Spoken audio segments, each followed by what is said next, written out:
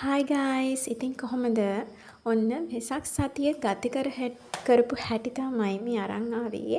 ඉස්සෙල්ලාම අපි ගියා වාරණ පන්සලට.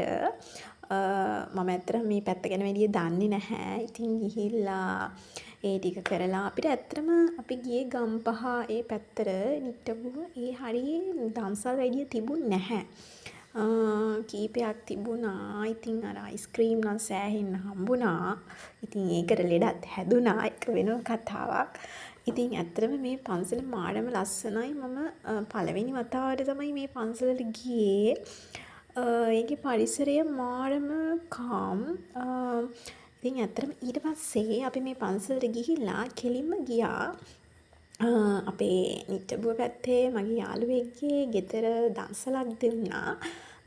ඉතින් එහෙට ගිහිල්ලා කෙලින්ම දැන් මේ රෑ වෙලා ගෙදර යන ගමන්. ඉතින් මේ ඔයගොල්ලන්ට පෙන්නන්නේ මම ඉස්කෝලේ අපේ මගේ ළමයි ටික වෙසක් දවසේ හදපු කූඩුව. ඉතින් අන්තිමට මං කූඩු ටික දාන්නම්. ඉතින් එහෙම තමයි.